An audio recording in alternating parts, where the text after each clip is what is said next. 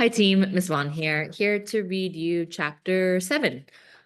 You have this handout that says chapter 6 and 7. You should have done the front side with chapter 6 after we were done. So now you're going to be focusing on chapter 7. There's 3 different photos that I took from the slideshow and I put them into this handout just so that you have it handy. We have the photo here of the bit, and we talked a little bit about the bit in class on Monday, Tuesday, when we read the passage of Setha talking about how her recounting these memories of her mom, they were physically painful for her. And it reminds her of the physical pain that she felt when she was wearing the bit. The bit is going to make another appearance in a conversation that Setha and Paul D have in this chapter. There's going to be a rooster that's going to be introduced, whose name is Mr. And then there is a metaphor that's going to be used at the end of the chapter about a tobacco tin. Okay, just like what we reviewed in class before reading chapter 6, Setha and Paul D, they know that they need to come to terms with different details about their past, but in doing so is painful.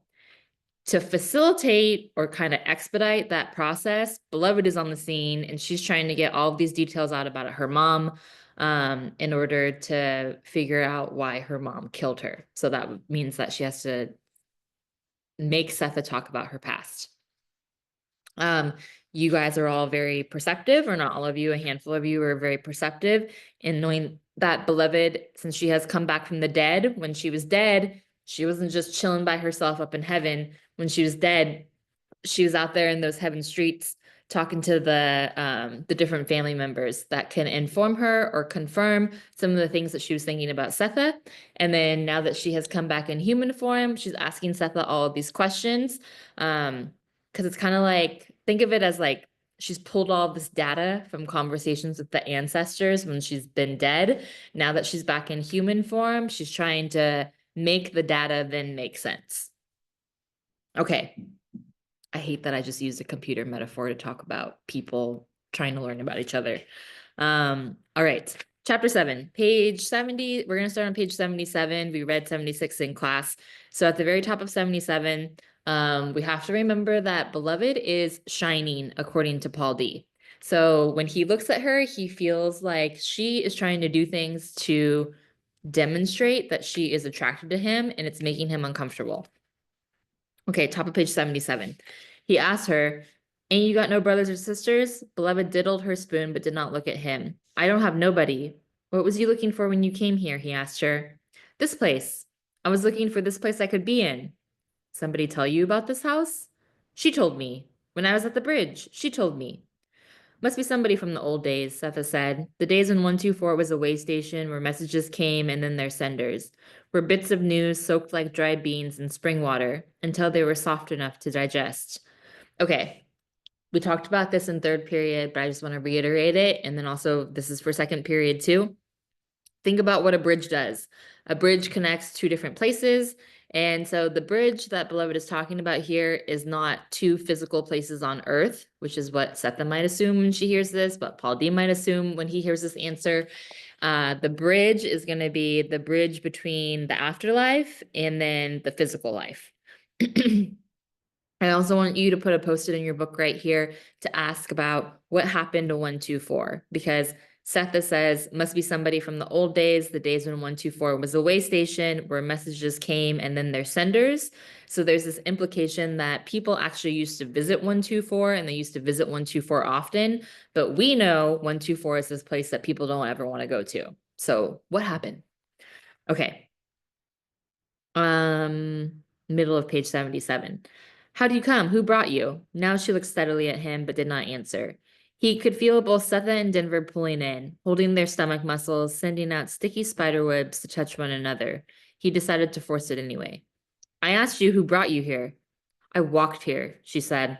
"A long, long, long, long way. Nobody bring me. Nobody help me." "You had new shoes. If you walk so long, why don't your shoes show it?" "Polly, stop picking on her. I want to know," he said, holding the knife handle in his fist like a pole. "I'd take the shoes. I'd take the dress. The shoestrings don't fix." She shouted and gave him a look so malevolent Denver touched her arm. "I'll teach you," said Denver, "how to tie your shoes," and got a smile from Beloved as a reward. Paul D had the feeling a large silver fish had slipped away from his hands the minute he grabbed hold of its tail, that it was streaming back off into dark water now, gone for the glistening markings its route. But if her shining was not for him, who then? He had never known a woman who lit up for nobody in particular, who just did it as a general announcement. Always, in his experience, the light appeared when there was focus, like the 30-mile woman, dulled to smoke when he waited with her in the ditch, and starlight when Sixer got there. He never knew himself to mistake it. It was there in the instant he looked at Setha's wet legs, otherwise he never would have been bold enough to enclose her in his arms that day and whisper into her back. This girl, beloved, homeless and without people, beat all, though he couldn't say exactly why, considering the colored people he had run into during the last 20 years. During, before, and after the war, he had seen people so stunned, or hungry, or tired, or bereft, it was a wonder they recalled or said anything, who, like him, had hidden in caves and fought owls for food, who, like him, stole from pigs, who, like him, slept in trees in the day and walked by night, who, like him, had buried themselves in slop and jumped in wells to avoid regulators, raiders, pate rollers, veterans, hillmen, posses, and merrymakers. Once he met a woman about 14 years old, or met a person about 14 years old who lived by himself in the woods and said he couldn't remember living anywhere else. He saw a witless colored woman jailed and hanged for stealing ducks she believed were her own babies. Okay, so I would put a little post-it here to make note about these details about Paul D's past that are being revealed to us, where he has not had it easy. He has been so desperate and on the run that he has often competed with other animals for food. Also, I had told you guys to plant the seed about this whole idea of dehumanization that was going to make its way throughout the course of the novel. This is even more evidence to add to that, and then it's going to be compounded later with the talk of the bit. Move, walk, run, hide, steal, and move on. Only once had it been possible for him to stay in one spot, with a woman or a family for longer than a few months. That once was almost 2 years with the Weaver lady in Delaware, the meanest place for people he had ever seen outside of Pulaski County, Kentucky, and of course the prison camp in Georgia. Okay, another mention of this prison camp in Georgia. From all those people, Beloved was different. Her shining, her new shoes, it bothered him. Maybe it was just the fact that he didn't bother her. Or it could be timing. She had appeared and been taken in on the very day Setha and he had patched up their quarrel, gone out in public and had a right good time, like a family. Denver had come around, so to speak. Setha was laughing. He had a promise of steady work. 124 was cleared up from spirits. It had begun to look like a life. And damn, a water drinking woman fell sick, got took in, healed, and haven't moved a peg since.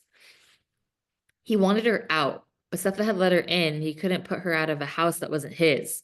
It was one thing to beat up a ghost, quite another to throw a helpless colored girl out in territory infected by the clan.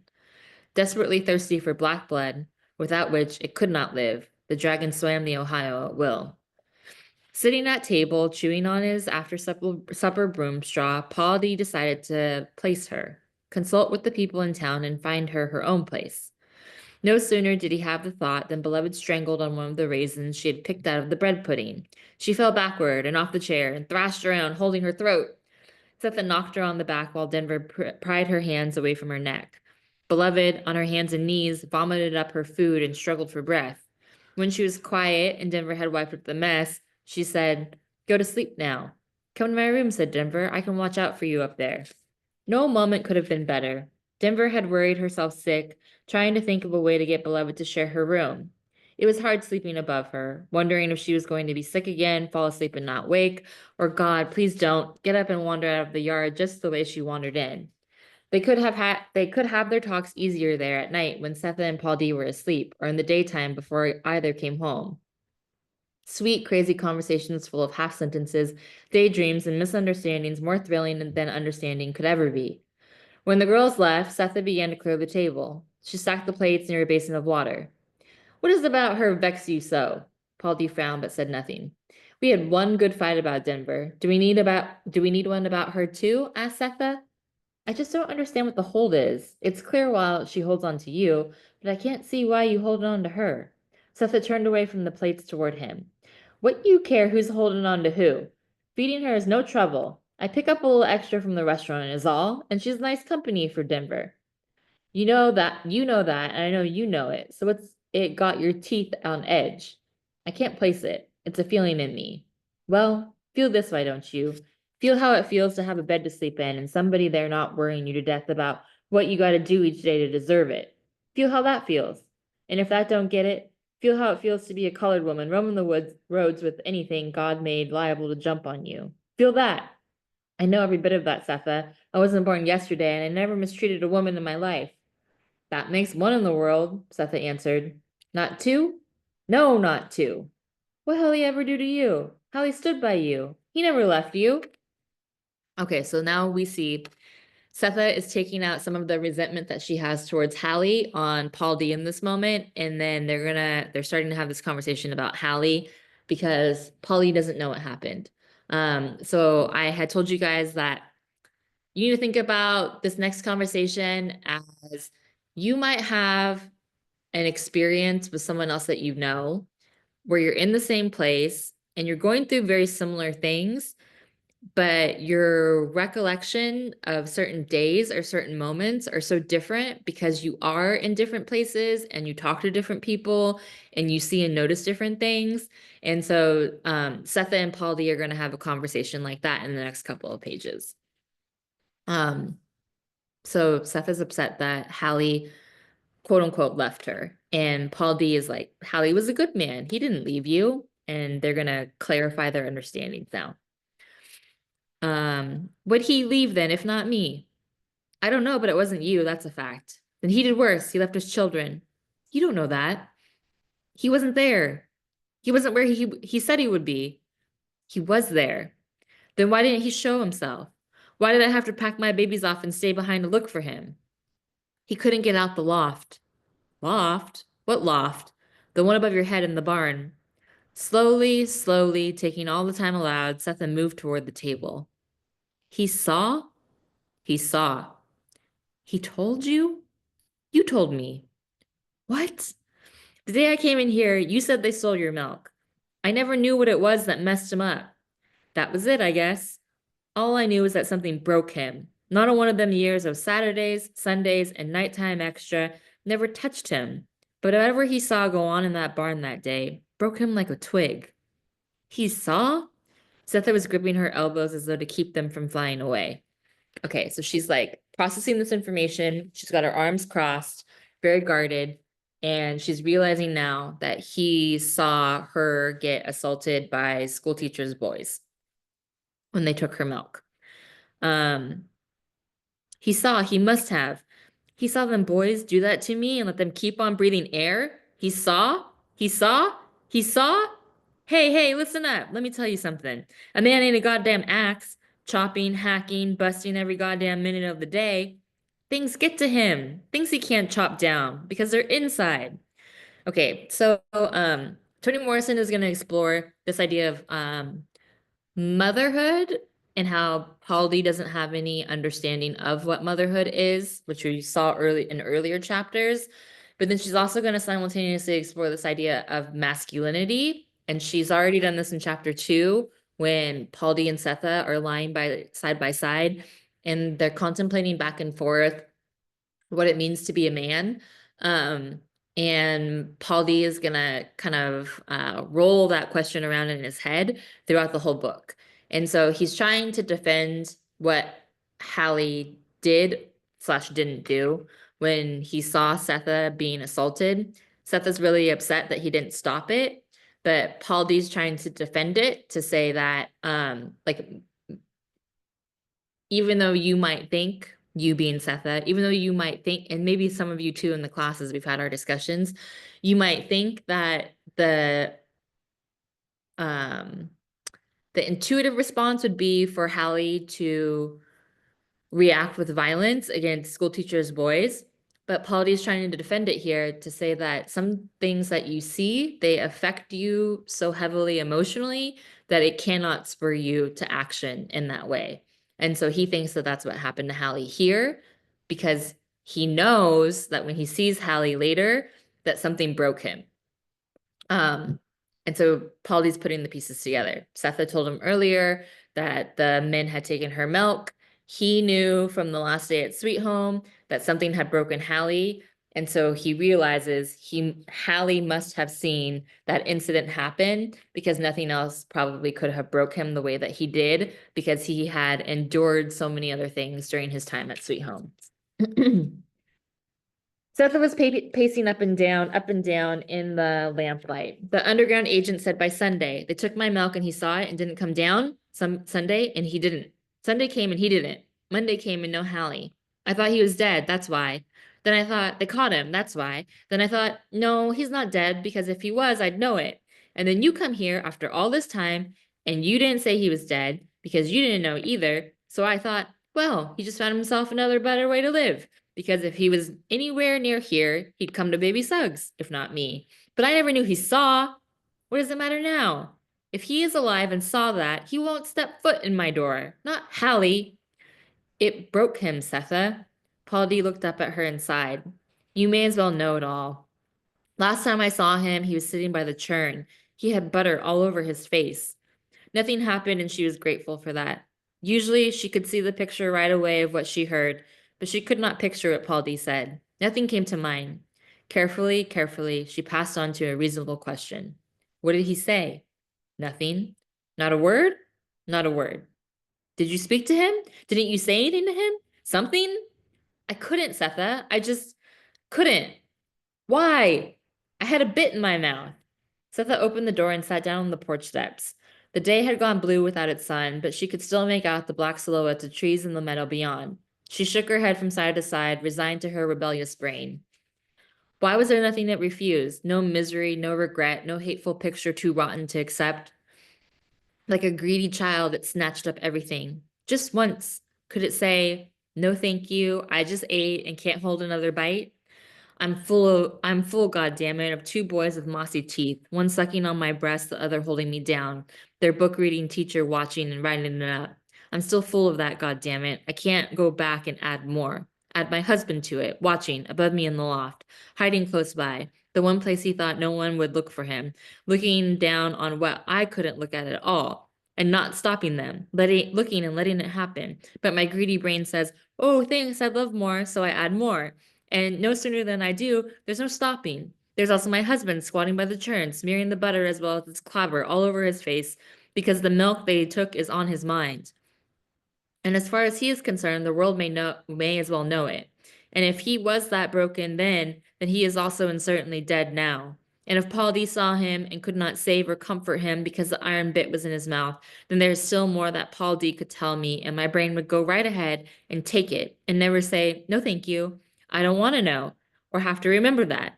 I have other things to do. Worry, for example, about tomorrow, about Denver, about beloved, about age and sickness, not to speak of love.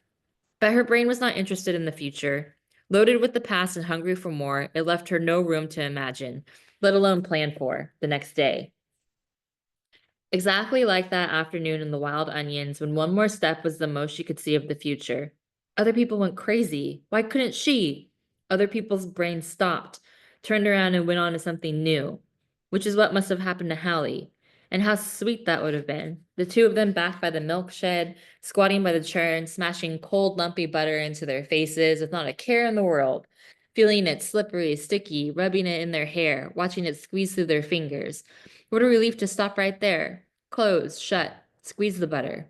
But her three children were chewing sugar tea under a blanket on their way to Ohio, and no butter play would change that. Paul D stepped through the door and touched her shoulder. I didn't plan on telling you that. I didn't plan on hearing it.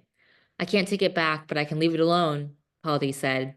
He wants to tell me, she thought. He wants me to ask him about what it was like for him, about how offended the tongue is, held down by iron, how the need to spit is so deep you cry for it. She already knew about it, and had seen it time after time in the place before Sweet Home. Men, boys, little girls, women. The wildness that shot up into the eye that moment the lips were yanked back. Days after it was taken out, goose fat was rubbed on the corners of the mouth, but nothing to soothe the tongue or take the wildness out of the eye. Setha looked up into Paul D's eyes as if there was any trace left in them. People I saw as a child, she said, who had the bit always looked wild after that. Whatever they used it on them for, it couldn't have worked. because it put a wildness where before there wasn't any. When I look at you, I don't see it. There ain't no wildness in your eye nowhere. There's a way to put it in, and there's a way to take it out. I know them both, and I haven't figured out yet which is worse. He sat down beside her. Setha looked at him. In that unlit daylight, his face, bronzed and reduced to its bones, smoothed her heart down. Okay, so they're really starting to open up to each other in this moment. He reveals about the thing that he realized about Hallie. She's going through this thought process where she's like, I wish that there would be a point in my life where my brain can say stop, and like I won't have to accept any more memories of my really painful past. Um, she knows that Paul D also wants to continue talking about this final day, so she starts the conversation off about the bit. The bit is used as something to tame an animal, but Setha has this pondering of how people weren't necessarily wild before the bit was put in, but once the bit was put in, it created a wildness in them. It's like the expectation is there, and then because of the action of doing it, it makes the expectation then a reality. So if we're talking about this dehumanization that happens throughout the whole book, if a person is dehumanized over and over and over again, they might be convinced that it's true, it's right, they're right. And so she's wondering about that. And Paul D has this revelation that is vague enough to not reveal any details, but deep enough to know that it has impacted him. And he says that he knows the way to put the wildness in. He also knows the way to take the wildness out, and he doesn't know which is worse. So again, I'm gonna put this connection together for you guys. I want you to think about what happened to him when he was at Alfred, Georgia. That's been mentioned a couple of times before. Okay, so remember, they're talking about the final day. Paul D has the bit in his mouth. He sees Hallie. Hallie is thinking about how Setha's milk had just been taken. He's smearing butter all over his face. Paul D sees him and knows that something has broken him, but can't say anything. So then Setha now asks him, you want to tell me about it? And then Paul D says, I don't know. I never have talked about it, not to a soul. Sang it sometimes, but I never told a soul. Go ahead, I can hear it. Maybe you can hear it. I just ain't sure I can say it. Say it right, I mean. Because it wasn't the bit, that wasn't it. What then? Setha asked. The roosters, he said. Walking past the roosters, looking at them, look at me. Setha smiled. In that pine? Yeah. Polly smiled with her. Must have been 5 of them perched up there, and at least 50 hens. Mr. Two? Not right off, but I hadn't took 20 steps before I seen him. He come down off the fence post there and sat on the tub. He loved that tub, said Setha, thinking. No, there's no stopping now. Didn't he? Like a throne. Wasn't me took him out of the shell, you know. He'd have died if I hadn't been for me. The hen had walked on off with all the hatch peeps trailing behind her. There was this one egg left, looked like a blank. But then I saw it move, so I tapped it and opened. And here come Mister, bad feet and all. I watched that son of a bitch grow up and whoop everything in the yard. He always was hateful, Setha said. Yeah, he was hateful, all right. Bloody too, and evil. Crooked feet flapping, comb as big as my hand, and some kind of red. He sat there on the tub looking at me. I swear he smiled. My head was full of what I had seen of Hallie a while back. I wasn't even thinking about the bit. Just Hallie and before him Sixo. But then I saw Mister. I knew it was me too, not just them. Me too. One crazy, one sold, one missing, one burnt, and me licking iron with my hands, crossed behind me, the last of the Sweet Home men. Okay, so Paul D is revealing what happened to the men. We know that one went crazy, one was sold, one went missing, and one burned. And then he has the iron in his mouth. And he's going to continue the memory in the next paragraph. Mister, he looked so free, better than me, stronger, tougher. Son of a bitch couldn't even get out of the shell by himself. And he was still king. And I was.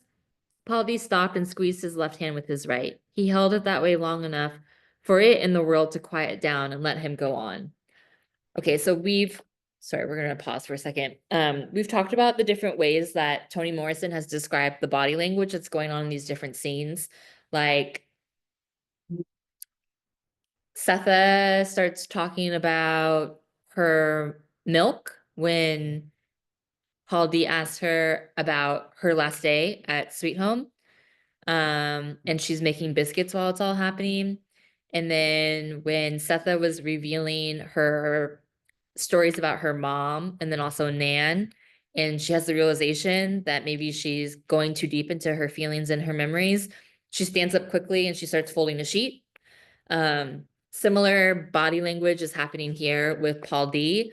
As he's recounting this, he's like holding his hands together, and I imagine he's like squeezing them because, again, thinking about that mind-body connection, he's trying to hold everything together emotionally as he's getting into the details of this very traumatic day for them all. Okay, he continues. He says, Mr. was allowed to be and stay what he was, but I wasn't allowed to be and stay what I was. Even if you cooked him, you'd be cooking a rooster named Mr. But wasn't no way I'd ever be Paul D again, living or dead. School teacher changed me. I was something else, and that something was less than a chicken sitting in the sun on a tub. Setha put her hand on his knee and rubbed it. Okay, so Paul D has this realization that he's walking by the chicken, the rooster, Mister, and he is in the bit.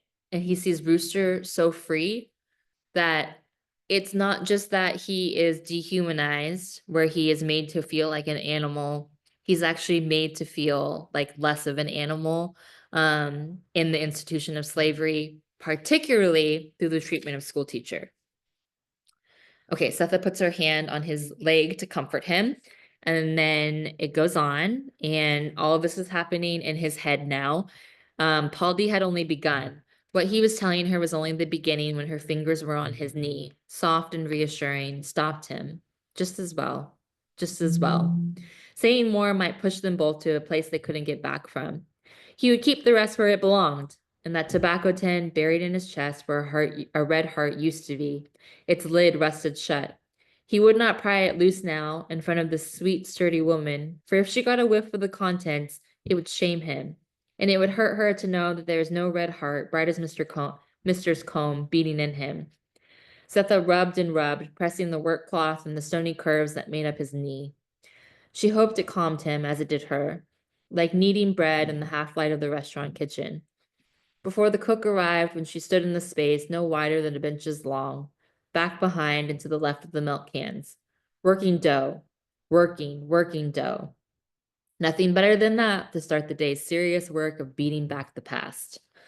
Okay, so Paul D stops himself when Setha starts to comfort him because he uses this metaphor of this rusted shut tobacco tin. Is his heart. And he doesn't want to open it too much because he's scared that the contents of it are going to scare Setha away. So it's like he's just going to stop. He can't reveal everything because if he does, she's going to be like, I'm out. So he stops himself. Okay, chapter 7.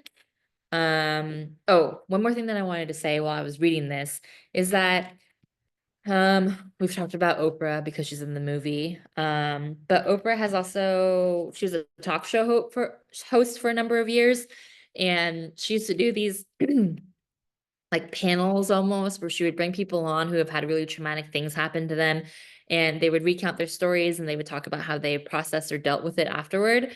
And in an interview that she did, she talked about how oftentimes the actual event was not the thing that the person carried around with them. Like that, the event was the thing that held the memory. But it was the shame that they felt for so long after in their inability to talk with it, their inability to face it, the way that they knew that if they talked to other people who it hadn't happened to, the lack of understanding. And I think that that's what's happening with these characters right now too. And that, yes, the events that happened to them, they were so terrible, but that compounded with the shame that they feel and not being able to talk about what happened to them, makes their experience with their past even more severe than just like the average person's day-to-day processing of their past and in their present. Okay, that's it. Finish chapter 7 questions. If you haven't finished your chapter 1 through 5 questions, or not questions, your chapter 1 through 5 notes, you need to do that and turn it into Canvas. Okay. Be nice to the sub, be nice to each other, be nice to yourself, and I'll see you on Thursday, Friday.